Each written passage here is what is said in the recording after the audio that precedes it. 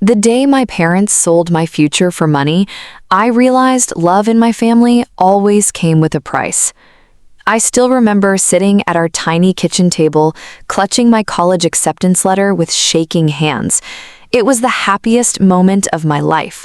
I had worked 2 jobs, studied through sleepless nights, and sacrificed everything just to earn a scholarship to one of the best universities in the state. But when I showed the letter to my parents, they barely looked at it. My mother only sighed. "That's nice, Emily." My father folded his newspaper and stared at me like I had interrupted something important. Then he said the words that shattered me. "We need you to stay home." At first, I laughed nervously because I thought he was joking, but he wasn't. A wealthy businessman named Richard Hale had offered my father a partnership in his company. In exchange, they wanted me to marry Richard's son, Daniel. I froze. "What are you talking about?" I whispered. My mother leaned closer, like she was explaining something reasonable. "This could change our lives," she said softly. "We've struggled for years. Daniel comes from money. Security matters more than dreams." Dreams.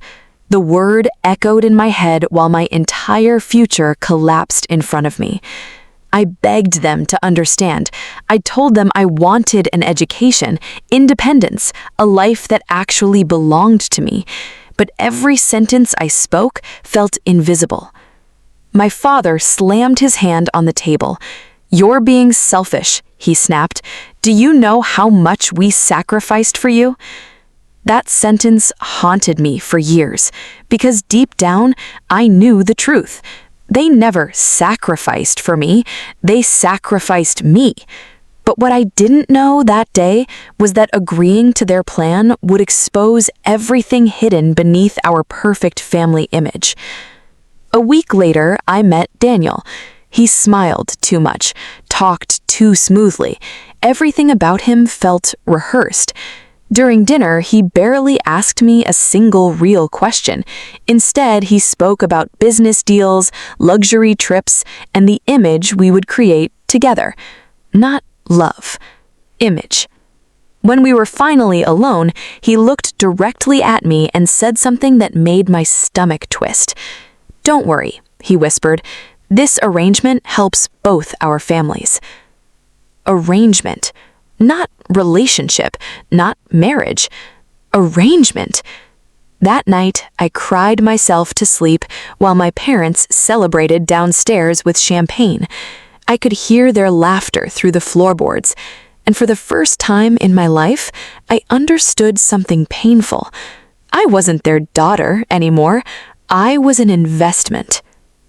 Until everything changed. The wedding happened 3 months later. I smiled through photos while my heart quietly broke behind every camera flash. My parents looked happier than they ever had in their lives. My mother wore expensive jewelry Daniel's family gifted her. My father kept bragging about his new business position to every guest who would listen. Meanwhile, I felt completely empty. Daniel wasn't cruel in obvious ways. That almost made it worse. He was polite, charming in public, and careful with his words. But behind closed doors, he treated me like decoration. A perfect wife, a perfect image, a perfect business asset. Nothing more. Every decision in our marriage revolved around money, reputation, or appearances. He controlled what I wore, who I spoke to, even how I smiled at events. "You represent both families now," he would say calmly, and every time he said it, I felt smaller. I tried calling my mother once after Daniel embarrassed me during a dinner party. He corrected me in front of everyone. I whispered through tears, "Mom, I don't think I'm happy." Her response destroyed me. "Happiness doesn't pay bills, Emily."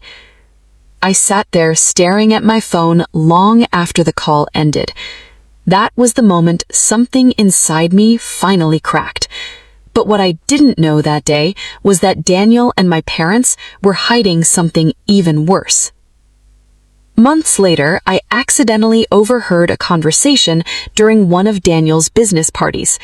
I had gone upstairs to escape the noise when I heard my father's voice coming from Daniel's office. "She still doesn't know?" my father asked nervously. Daniel laughed softly. "She hasn't need to know." My chest tightened. Then came the sentence that changed everything. "The money from her trust helped save your company anyway." I stopped breathing. Trust? I had no idea what they were talking about. Later that night, I searched through old documents hidden in our home office. After hours of digging, I finally uncovered the truth. My grandmother had left me a trust fund before she passed, enough to pay for my education, buy a home, maybe even start my own business someday. But my parents had secretly gained access to it years earlier, and they used it to save my father's failing finances. Then they married me into Daniel's family to secure even more money. I collapsed onto the floor, shaking. Everything suddenly made sense. The pressure, the manipulation, the forced marriage, none of it was about love. I was their financial solution. For days, I couldn't eat, couldn't sleep. Every memory from my childhood suddenly felt poisoned. But eventually, heartbreak turned into clarity, and clarity turned into strength. I contacted a lawyer in secret, then another. What my parents and Daniel didn't know was that my grandmother protected me more than they realized. Hidden inside the trust documents were evidence showing illegal transfers and forged permissions connected to my parents' accounts. The deeper investigators looked, the uglier the truth became. Daniel's company was drowning in debt. My father had falsified records, and my mother had signed documents pretending to be me. The family that once called me selfish suddenly destroyed my future to save themselves. But now, the truth was finally catching up to them. I didn't scream, I didn't beg, and I didn't warn them. I simply waited. 3 months later, Daniel hosted one of the biggest business events of his career. Investors, executives, reporters, everyone important was there. My parents stood proudly beside him, like they had finally made it. That night, I wore the same fake smile they had forced me to perfect for years. But inside, I was finally free. Halfway through Daniel's speech, federal investigators entered the ballroom. The room fell silent instantly. I still remember my father's face draining of color. One investigator approached Daniel calmly, while another walked directly towards my parents. People started whispering. Cameras turned. The perfect image they built so carefully began collapsing in real time. "What is this?" my mother whispered desperately. But I said nothing, because for once, the truth could speak for itself. Financial fraud, forged signatures, illegal transfers, everything exposed. Daniel tried blaming my father. My father blamed Daniel. My mother burst into tears begging people to listen, but nobody could save them now. The same people who once treated me like property suddenly looked terrified standing without money, power, or status. And the strangest part, I didn't feel revenge the way I thought I would. I felt peace, a quiet, painful peace. Weeks later, I finalized my divorce from Daniel and moved into a small apartment far away from everyone connected to that life. For the first time in years, I woke up without fear sitting in my chest. I went back to school using what remained of my trust fund. It wasn't easy rebuilding my life from the ruins they created, but every small step felt real, mine. One afternoon, my mother called me unexpectedly. Her voice sounded smaller than I remembered. "We lost everything," she whispered. I closed my eyes.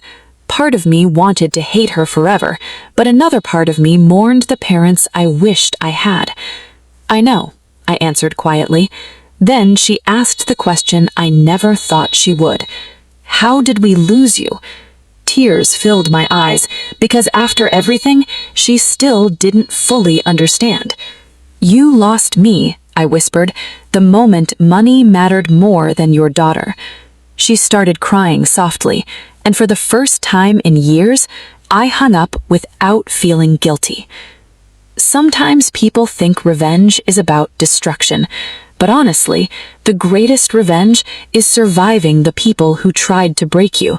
It's rebuilding your life after betrayal. It's finding peace after years of manipulation. And it's finally understanding your worth, even when the people who were supposed to love you never did. My parents chose money over me. In the end, they lost both.